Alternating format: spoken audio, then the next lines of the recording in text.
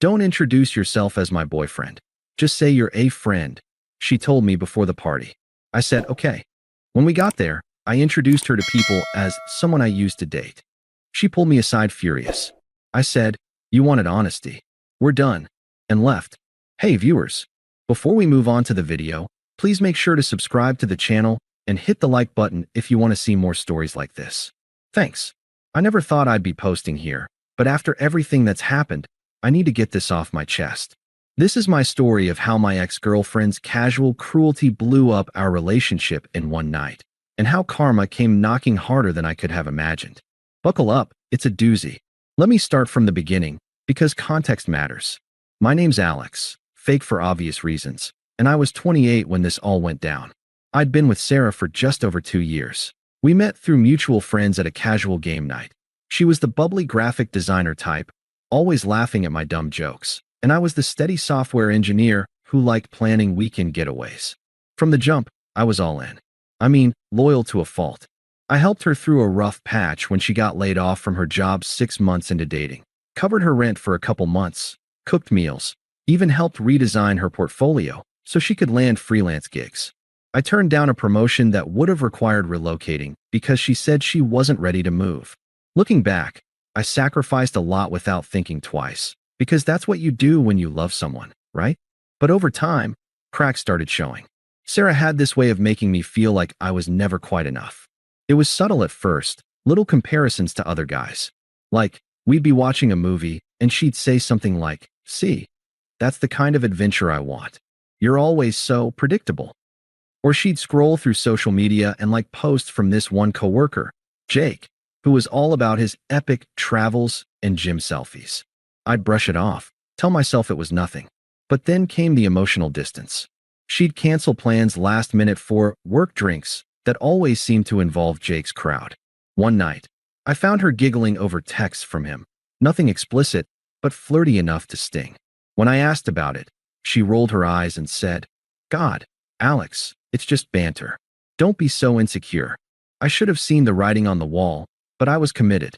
I planned a surprise weekend trip to a cabin upstate for our 2-year anniversary. Hiking, wine, the works. She loved it at the time, or at least acted like she did. But a week later, she started pulling away more. Fewer texts during the day, more nights out with friends. I felt like I was chasing her affection, always the one initiating.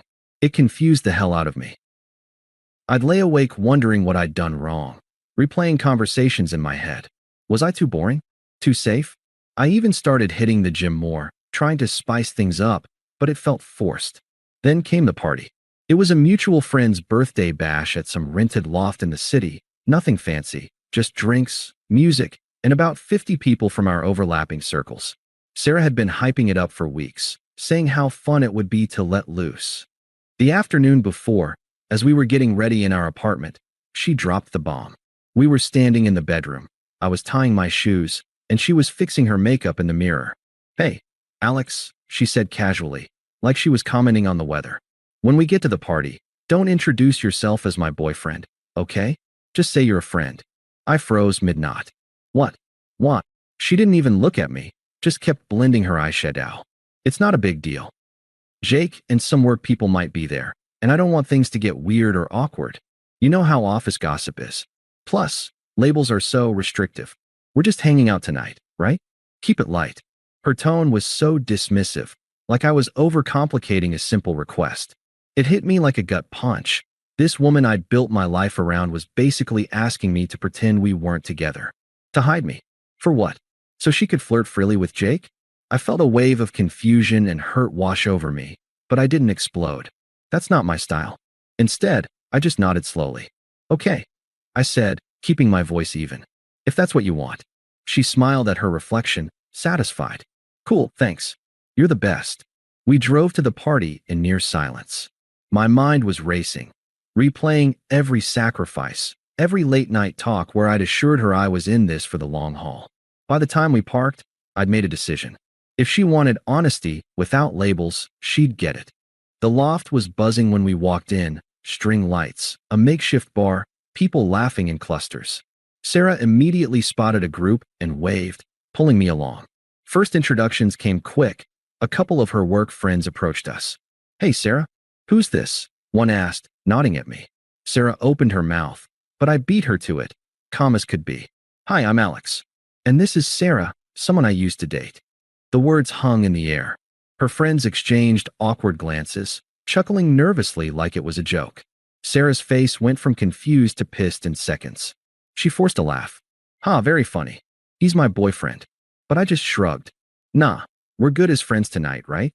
We mingled a bit more, and I did it again with another group, introduced her the same way. By the third time, she was seething. She grabbed my arm and yanked me into a quiet corner by the kitchen, away from the crowd. Her eyes were blazing. "What the hell are you doing?" she hissed, her voice low but sharp. "You're embarrassing me." I met her gaze steadily, no anger, just resolve. "You told me not to introduce myself as your boyfriend. Just a friend. So I figured honesty was key.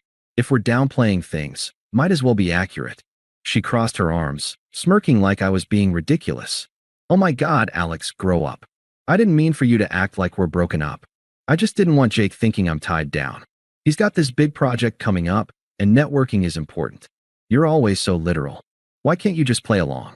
It's not like I'm cheating or anything, yet." That "yet" slipped out, and she caught herself, but it was too late. Her words twisted like a knife. Excuses piled on justifications, all wrapped in smug logic. "Look, you're great and all, but Jake gets my creative side. He's exciting, travels everywhere, pushes me to be better. You're comfortable, safe. But I need more than that right now. If you can't handle a little white lie for my career, maybe we're not compatible anyway." I stood there, letting her words sink in. The confusion I'd felt earlier crystallized into clarity. This wasn't about a party or networking. It was about her treating me like a backup plan, humiliating me publicly while she eyed someone else. But I didn't beg or argue. I just nodded once. "You wanted honesty. We're done." Her smirk faltered. "Wait, what? You're breaking up with me over this? That's pathetic." "No," I said quietly. "I'm just agreeing with you. Good luck with Jake." And with that, I turned and walked out the door, leaving her standing there stunned. The drive home was a blur. I blocked her number before I even got back to the apartment, packed an overnight bag, and crashed at a buddy's place. That night, I sat on his couch, staring at the wall, feeling the weight of it all. The unfairness hit hard. 2 years of loyalty, and she discards me like yesterday's news. I wondered if I'd overreacted, if I should have fought more. But deep down, I knew. Her disrespect was the real betrayal. It wasn't physical yet, but emotional abandonment stings just as bad. Little did I know, that was only the start of her downfall. The days after the party were rough, but not in the way I'd expected. I didn't spiral into depression or drown my sorrows in beer. Instead, I went quiet, internally and externally. I took a week off work, not to mope, but to reset. I crashed at my buddy Mike's place, the one who'd always warned me Sarah was high maintenance. He didn't say, "I told you so," just handed me a controller for some video games and let me vent when I was ready. Sitting there on his lumpy couch, I dissected everything. The confusion lingered. How had I become the backup guy? I'd given up that job transfer for her stability, planned that anniversary trip to make her feel special, even tolerated her banter with Jake because I trusted her. Now, it all felt like emotional abandonment, her slowly checking out while I held on. It was unfair, yeah, but yelling about it wouldn't change a thing. I decided to channel that energy into myself. I unblocked her temporarily to grab my stuff from the apartment while she was at work, left my key on the counter, and that was it. No note, no drama. Detachment was my armor. Back at Mike's, I started small. Hit the gym consistently, not for her, but for me. Picked up running, which cleared my head. Work-wise, I threw myself into projects I'd sidelined. That promotion I'd passed on. The company offered something similar locally, and I took it. More responsibility, better pay. I even started therapy, not because I was broken, but to understand why I'd ignored the red flags. Sessions helped. I realized her manipulations, like those constant comparisons, had chipped away at my confidence. But I wasn't bitter. I was evolving. By month 2, I felt clearer, calmer. Life without the eggshells was freeing. Meanwhile, whispers of karma started trickling in. Mutual friends filled me in, unprompted, probably because Sarah's version of events painted me as the villain. Turns out, Jake wasn't the knight in shining armor she'd imagined. He was married, for starters, something she'd overlooked in her excitement. Their fling kicked off right after the party. She moved in with him temporarily, posting vague stories online about new adventures. But Jake was unstable, big talker at work, but a hothead behind closed doors. Office drama escalated when his wife found out, leading to HR involvement. Sarah got caught in the crossfire, fired for conflict of interest after emails surfaced showing she'd used company time for their hookups. Friends ditched her fast. Our overlapping circles saw through her hypocrisy. She'd badmouth me as clingy while chasing a cheater. One by one, they stopped inviting her out. She ended up isolated, crashing on her sister's couch, scraping by on freelance gigs that dried up because her reputation tanked. Jake? He ghosted her after the divorce papers hit, leaving her with nothing but regrets and a maxed-out credit card from their spontaneous dates. It was poetic, really. She discarded me for excitement, only to get discarded herself. I didn't seek this info, it found me. And I didn't gloat. I just kept building, traveled solo to that cabin we'd visited, turned it into a personal retreat. Started dating casually, nothing serious, but it reminded me I was desirable. Life was rising quietly. Then the attempt started. First, about a month post-breakup, text from a new number. She'd gotten around the block somehow. "Hey Alex, it's Sarah. Can we talk? I miss you." I read it, felt a flicker of old hurt, but deleted without replying. More came. "Please?" It was a stupid mistake. Jake was nothing. Voicemails next, her voice shaky. "Alex, pick up. I know I screwed up. You were always there for me, and I took it for granted. Let's meet, coffee?" My treat. I ignored them. But she escalated, involving her toxic crew.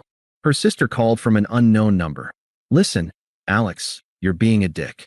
Sarah's going through hell, lost her job, that asshole Jake bailed. She needs support. Man up and call her back." Her best friend messaged on social media. "Dude, forgive and forget. She's sorry. Don't be petty."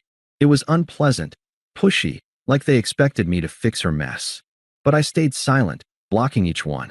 Her attempts turned desperate, showing up at my new apartment. Mike must have slipped the address. I opened the door to her standing there, eyes red, hair messy. "Alex, thank God. Let me in, we need to talk." I stood in the doorway, calm. "No, we don't." She pushed past anyway, glancing around like she owned the place. Look, I was wrong. Jake was abusive, yelled, controlled everything. He even took my savings for his business ideas. I'm broke, sleeping on a couch. But you're stable. We were good together. Remember the cabin? I need that again. I need you. Her words dripped hypocrisy, admitting she'd chased excitement, only to beg for my safety. I didn't budge. "Sarah, you made your choice. I'm not your fallback." She teared up, voice rising. "How can you be so cold? After everything? You're acting like I meant nothing." "You treated me like nothing," I said evenly. "Goodbye." I closed the door, locked it. She banged for a minute, then left. That night, angry texts flooded in. "You'll regret this. You're nothing special. Jake was right about you being boring." It revealed her true colors, smug when winning, vicious when losing. But I was done letting it affect me. The desperation ramped up over the next few weeks. Sarah's attempts went from pleading to unhinged. More calls from borrowed phones, emails to my work address, which I flagged as spam. Her family piled on harder. Her mom left a voicemail. "Alex, this is ridiculous." Sarah's family. "And you're abandoning her? She's depressed, can't eat. Come fix this. You owe her after 2 years." Owe her? For what? The betrayal. It was toxic, entitled, like they saw me as her emotional ATM. Friends of hers I'd never liked chimed in via group chats. "Bro, give her a chance. She's changed." But she hadn't. The anger phase hit full swing after my rejections. Public posts subtweeting me. "Some people are too weak to forgive, good riddance." It backfired. Mutuals unfollowed her, siding with me privately. By month 4, she was unraveling visibly. Lost more gigs, gained a rep for drama. Jake's ex-wife even messaged me anonymously, confirming he'd done this before, used women, then ditched. Sarah was just the latest casualty. I, meanwhile, thrived. New job led to a raise. I bought a small condo, furnished it my way. Started seeing Emily, a kind, adventurous woman from my running group. No games, just mutual respect. Life felt complete, her irrelevance growing daily. The final nail came at our mutual friend Lisa's wedding, 6 months post-breakup. I RSVP'd yes, knowing Sarah might be there, but I wasn't hiding. The venue was a charming garden hall, string lights twinkling, laughter everywhere. I arrived with Emily on my arm, feeling at peace. Mid-reception, Sarah approached during cocktail hour. She looked worn, dress ill-fitting, makeup heavy to hide bags under her eyes. Desperation clung to her like cheap perfume. "Alex," she said, voice cracking. "Can we talk?" Privately. Emily squeezed my hand supportively. I nodded to Sarah. We stepped to a quiet patio. "Look, I know I've been awful," she started, tears welling. "Jake destroyed me. Cheated, stole, left me homeless basically. I'm in therapy now, trying to fix myself. But I realize what I lost. You were the best thing in my life. Stable, kind. We can start over. I'll change. Please." Her hypocrisy shone, begging for the boring stability she'd mocked. I stayed composed, no sympathy. "Sarah, you said I was too safe, too predictable, that you needed excitement like Jake. Well, you got it, and the consequences." She flinched. "I was stupid. I didn't mean it. You're better than him. Let's try again." I shook my head. "No. You taught me what I don't want. Someone who treats me as a backup, disrespects me publicly. I've built something better. New job, new home, someone who values me. You're irrelevant now. Focus on your own growth." Her face twisted, desperation to anger. "So that's it? You're just done? With her?" She nodded toward Emily inside. "She'll see you're nothing special." I mirrored her old logic calmly. "Like you said at the party, labels are restrictive. We're not compatible. Goodbye, Sarah." I walked back in, rejoining Emily. Sarah stood there, stunned, then left early. Mutuals noticed, whispers of her seeing my poise. Later, she tried one last text barrage, but I blocked for good. That night, dancing with Emily, I felt free. Sarah's betrayal was a catalyst for my upgrade. She's a footnote. I'm the author now. Final update, blocked her circle. Thriving. If you're in a similar spot, walk away with dignity. Karma handles the rest. Thanks for watching.